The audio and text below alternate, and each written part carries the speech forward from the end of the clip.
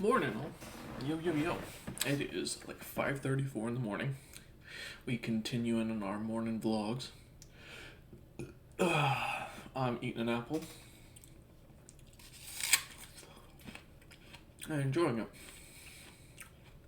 Not really, it's very sour. Not the season for apples. I don't know what I was going to talk about today. I know yesterday, after I went to work, kind of had a rough day. Went through work, did all my job, did what I was supposed to do, like was updating some studies, yada yada, and I screwed up, and I had to own up to it. So I emailed the person saying, hey, fixing this problem now, and then we keep track of all of our stuff for each of our studies in a single like Excel sheet that kind of tells you like when closing everything and yada yada.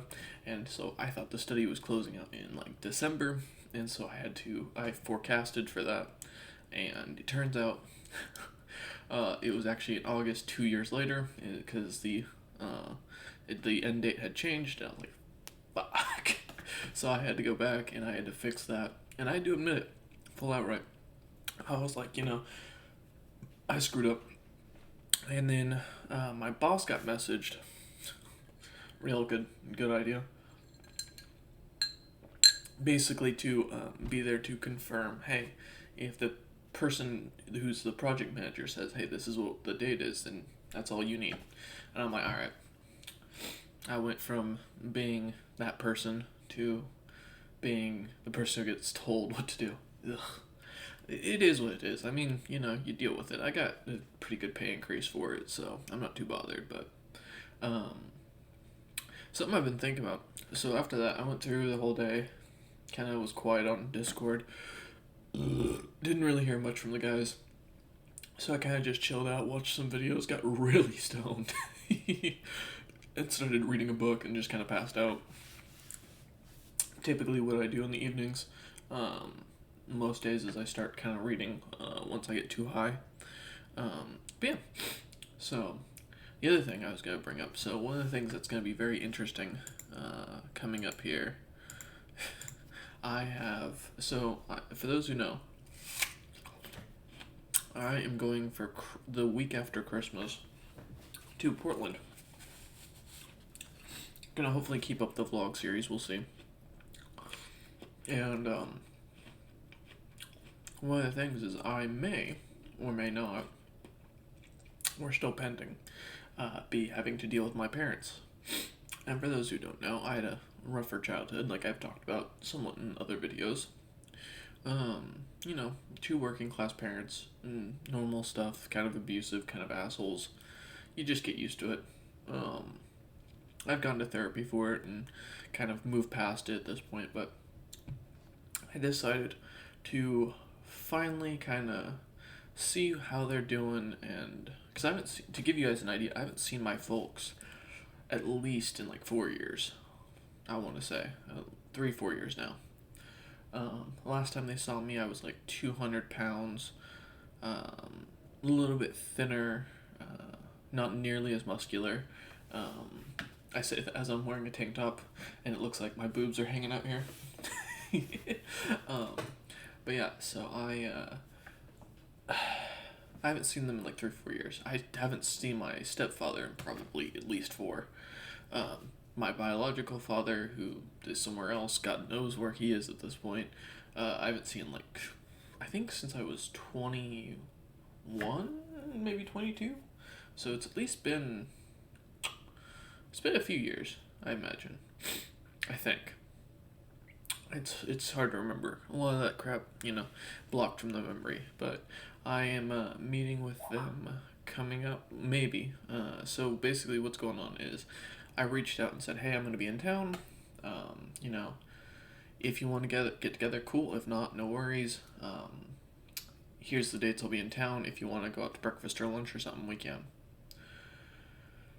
You let me know what your schedule's like. Or you let me know when. And I did this on purpose. So in my family, it's very notable that unless you basically commit to their schedule, the other person's schedule in my family, because every individual person in my family, minus my great aunt and my great grandmother, are all like, "You're doing this on my schedule at all times. I am in charge. I have to feel important." People wonder why I'm able to kiss up to bosses so easily. Been doing kissing up to bosses all my life. Um, so, my folks are, or I tell my mother this, and I'm like, yeah, so you can kind of let me know when you're free, and let's go from there. I know full well my mother well enough to know that she will either A, forget, or at least she'll say she forgets, because this is a woman with like 181 IQ. She's extremely intelligent. She is a certified genius by the U.S. school boards, which isn't saying much today. Yada yada. And so she's extremely intelligent.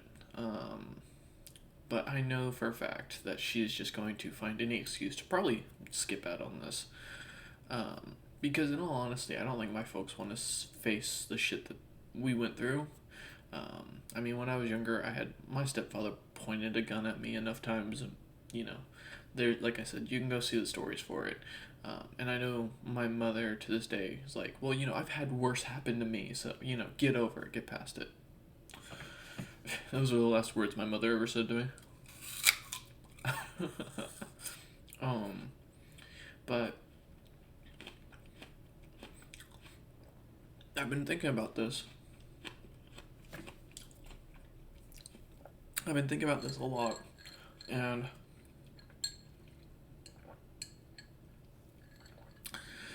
I think one of the things that would be the most useful to you lot, and one of the things I can kind of give off during these vlogs is, so my ex, like I mentioned, when we first broke up, he required me to go and kind of make peace, in a sense, with my whole childhood trauma. So, I called up. First I texted my folks and said, I don't accept what you did. I'm not okay with what you did, but I forgive you, and I'm moving past it. I'm unblocking your numbers.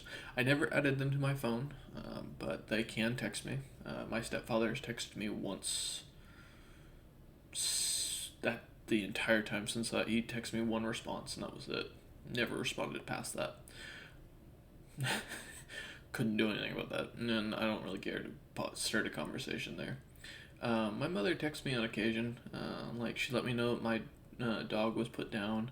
Mama Moon, for those who don't know, she was my pit bull. She's the one that I tell the stories about accidentally Dutch ovening. Sweet dog, I love that dog. I do miss Mama Moon, and one of the things I do plan to do once I get a house is to get a couple of female pit bulls. Because I just miss having the ladies around me, as I like to put it. Moon was such a sweetheart. Jupiter was such a sweetheart. I'm definitely a dog person, and it's been killing me for over a year to not. I've now gone 3 months without having a dog in the house. The one thing Calvin was sweet about is he'd bring Spencer by, and Spencer's such an adorable little cuddle buddy.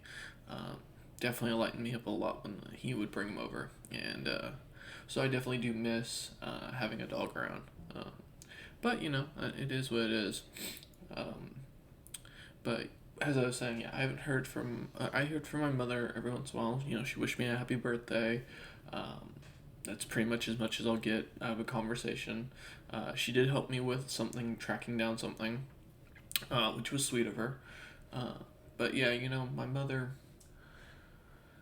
I doubt she's going to actually schedule a date, schedule the breakfast, because I think one of the things she struggles with, and I think something my stepfather probably is struggling with, is the fact that now they have to face the reality that they fucked up, and that if I do have kids, if I ever have a family, I'll never include them, and they know that. As my mother kind of put it when I was younger, Mike was her only chance at having grandkids, which probably was accurate. It was a good future telling of that story. For those who don't know, my buddy Mike, I call him Buddy. We haven't spoken in years. We used to be best friends, and we actually were best friends since we were little. Apparently our moms were best friends, so we've known each other since I was born. he went off, got his own family, and all that, and I just never did. I chose my career, and I don't regret my decision in the slightest, like, even to this day, as far as that goes. I think with success comes what you want, and the standard of the person I want to date, and that I have an interest in, requires me to live to a higher standard. So that's why, I exercise, I eat right, I train, I work hard, stuff like that. He went for basically what was available. Is the best way I could describe my buddy's my old friend's dating experience.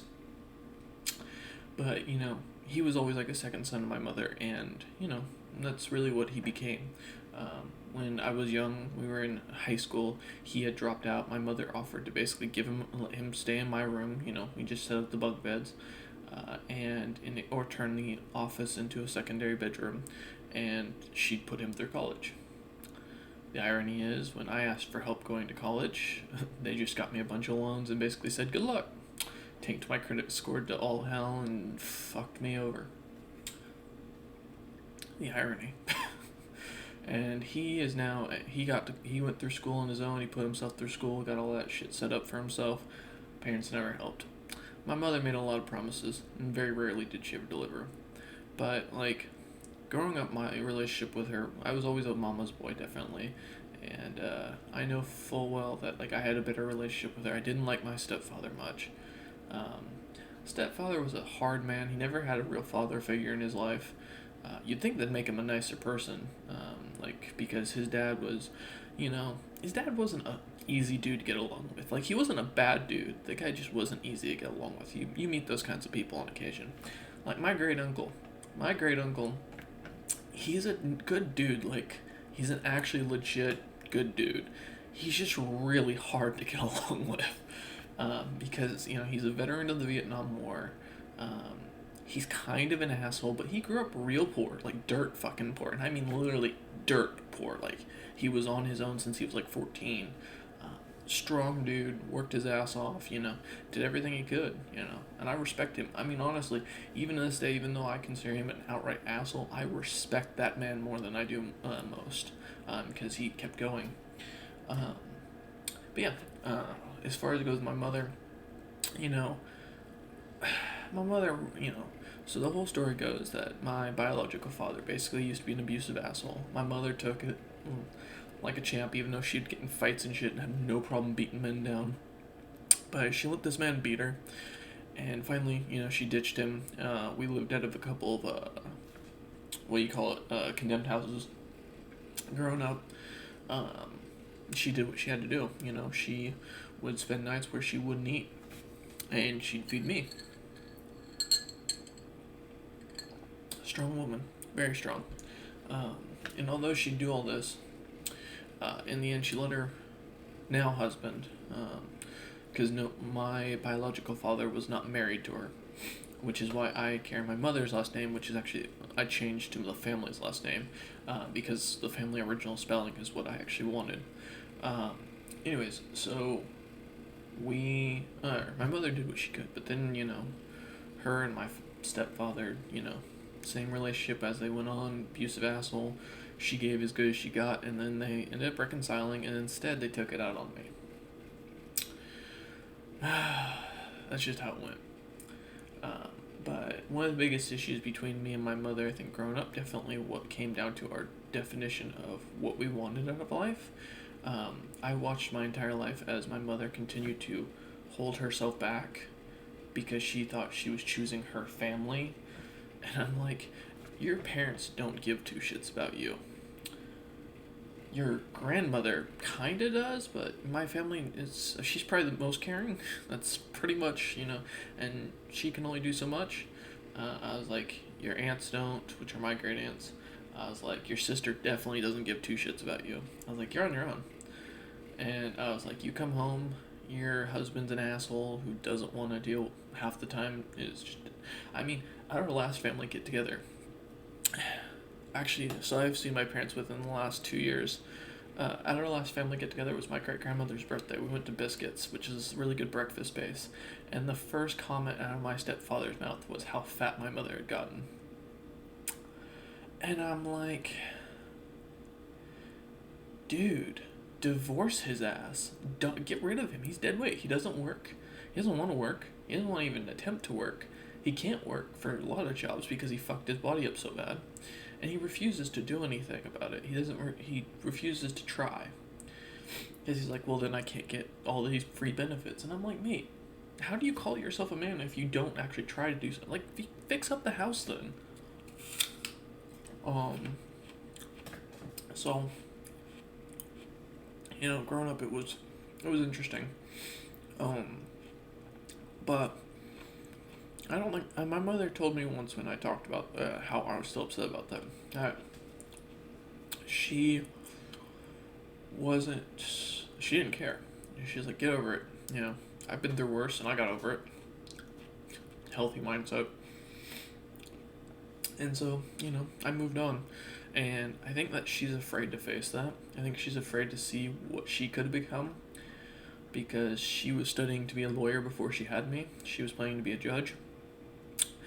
And she had the full opportunity to do so, but chose not to.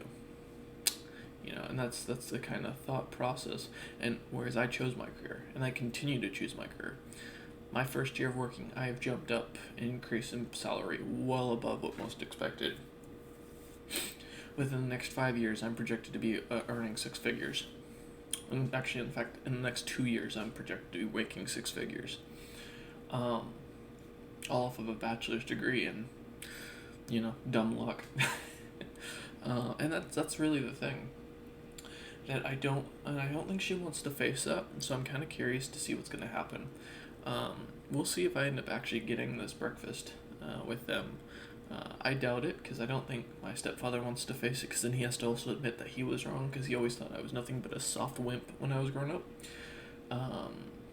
And he always prided himself that, I can lift more than you, I'm stronger than you. I'm like, yeah, you also work a shitty blue-collar job for $19 an hour.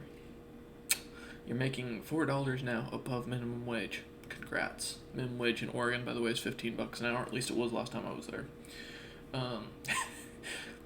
Like, fuck you, dude. I don't care. I was like, yeah, you're stronger than me. Congrats. You're not going to amount to anything. I am. And I think that's kind of what is kind of holding them back, is they don't want to have to see me, because then they have to admit everything that they stand for is wrong. Because I went and did what my mother couldn't. I got a career and I focused on it, and I've had good relationships. I mean, I don't have any kids, which is also a major thing. But, even without kids, I'm still doing better. I got a late start into it too. I didn't have to, and I grew up quick, I've ran my own business. I've now built my own family, I don't really need them. So I think it's going to be interesting. And I think for those of you who have to go back and see family who are abusive, who are toxic, difficult to deal with, my advice to remember is that as long as you're achieving your goals and you're chasing your goals, you got nothing to worry about, because they are always going to be where they are. In my family, they don't move on. They stay in that current day-to-day, toxic concept. Well, I haven't been part of that in 4 or 5 years now, and look how far I am now. So I want you to remember that when you're going there. Just remember, you're doing well. You're working your ass off, even if they don't see it. My family didn't believe I'd amount to anything because of the fact that I told them all to go fuck themselves. And they thought, your best friend's the golden child. He's your brother. He's gonna do so much better. He's got kids. He's got a wife that loves him. Now he's got 2 kids with that same other woman that he's not married to, because it didn't go through, and she's his baby mama now. He works as a cook. He is a kitchen chef. He has a degree. He has an associate's degree, I believe, in culinary arts. Which, good on him for achieving that, but I'm like, yeah, who's the favorite now? I'm the guy who can afford to put you in a retirement home, but fuck you. And that's, yeah, something I want you all to think about. And remember something, you don't gotta go back to your family. You don't gotta deal with them. If you're not ready, you're not ready. I didn't deal with my family for like 2 years. I mean, I only saw my mother when I was forced to. I haven't seen my grandparents in probably about the same amount of time. I've seen pictures. But, and I make nice when I'm there. I pretend, kind of. I deal with them. But, that's the things I recommend, honestly. Um, yeah. And if anything happens, then you just blow it off and know that, hey, tomorrow it don't matter. Because you're not going to be there anymore. And, you can always start over and switch cities. So, that's what I did. I'm in Seattle now. All to get away from them. But that's it for today's vlog. Thank you all for watching. I hope you enjoyed and enjoy the content for the day. And if I can remember the button is, we'll end the recording.